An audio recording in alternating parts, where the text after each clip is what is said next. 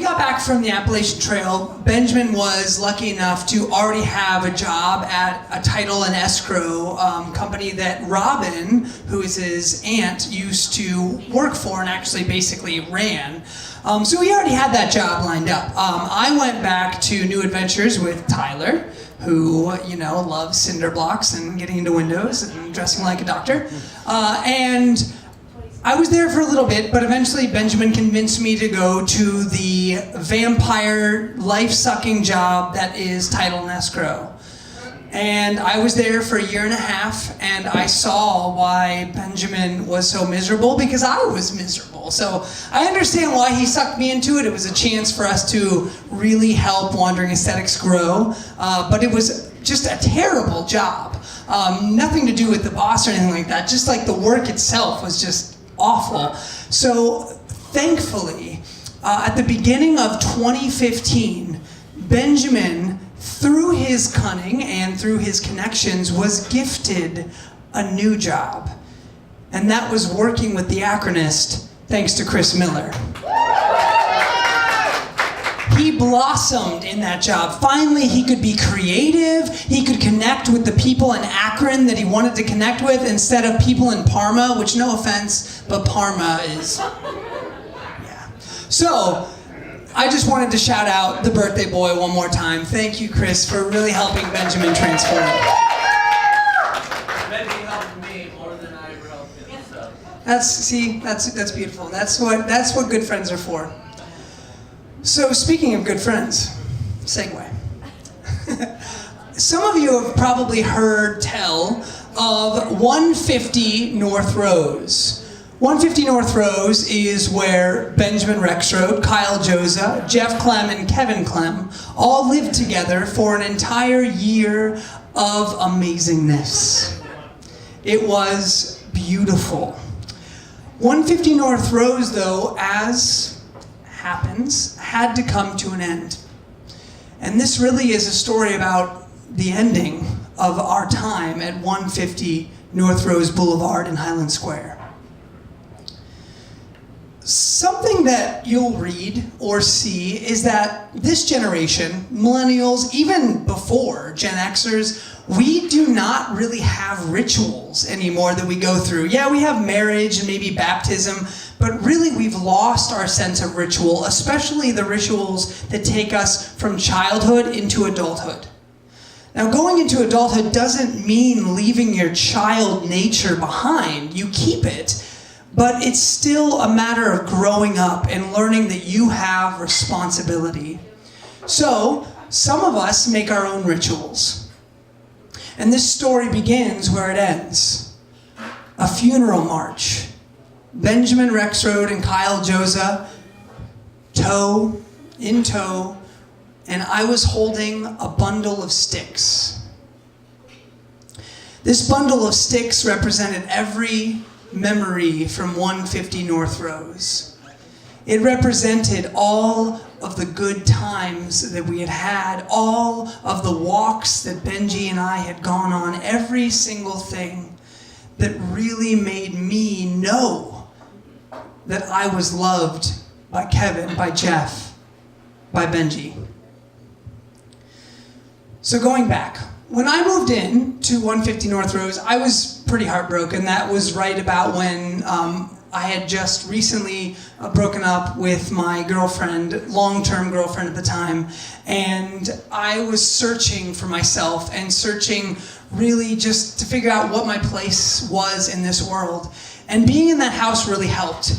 At first it was difficult because Benjamin Rexroad was the director, and Jeff Clem was the musician, and Kevin Clem was the pianist, and everyone had their place, and I felt lost.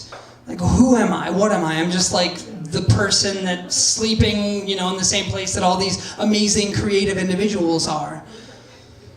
But Benjamin and I started going on walks. I mean, and all four of us would go on walks, but especially Benji and I, we would go on walks and we would talk about my quandary, about where I was in life, about where he was in life, and about trying to figure out our place. We would talk philosophy, we would talk theater, and on these walks, I would typically take a souvenir.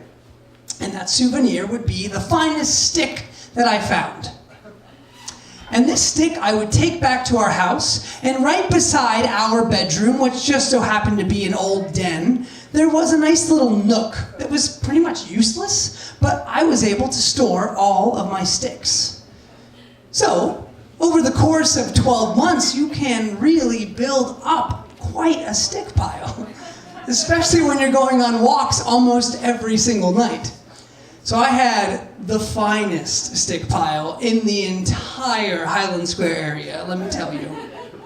In fact, I even had outside on our porch a few giant branches that I had drug back all the way just to show, like I was dragging back my hill. Like, look what I found! Well, at some point, the lights in our second story went out. The entire electric went out. 150 was dying, and the culprit was squirrels. To this day, we still blame Kevin because it seems like no matter where Kevin Clem lives, squirrels just follow him. So, Kevin, if you're listening. But the squirrels had chewed through the electric. Well, we did call out the landlord. He took a look at it, and he was like, fuck. This house is condemned. Y'all are fucked. You want to keep living here, go ahead. But you still got to pay me all the rent. Right, that's what we said. Oh my God, no, not gonna happen. So I decided to dip my toe into the legal field, and I went ahead and sued our landlord. I thought that was a great idea. Like, yeah, we're gonna sue our landlord. We're gonna get money back. Like, this is gonna be great, and we're gonna still live here. Turns out that's not how it works. We did get a little bit of money back, and our rent was reduced by the judge or the magistrate who was presiding over our case. But the day of our case, he made it very clear that we had 2 months, and then we had to get out. So, even though it was necessary, by going to court, I had essentially made sure that Kevin, Benji, Jeff, and I were going to be evicted from the place where we had really felt nurtured in our creativity and our love. Well, we got all of our affairs in order. Everybody had a place to go. Benji and I ended up going to Cuyahoga Falls into a house where the owner, when he eventually found out that Benji and I were there, was very pissed because he lived somewhere, he was overseas in Afghanistan, and when he found out there were 2 gay guys in his house, not so happy. So we were only there for a limited time, but we were in Cuyahoga Falls, and so we were able to, over the next 2 months, move all of our stuff slowly. Well, we wanted to say a proper goodbye. I mean, of course we had the big blowout party. Duh, like, come on. I mean, this was a house that once had the EPA called on it because we were burning computers. So, of course, yeah. I mean, I like Jeff's commentary in the back. Well, we had to give it some other kind of goodbye, though, right? A more individual, more special goodbye. This was our ritual. We were, in some way, being transformed. We were growing up, being forced to grow up. So, Benji and I talked long and hard, and we decided that the stick pile was a great way to go out. We could take this stick pile to someplace special to us and leave it for the next crazy person that collects sticks.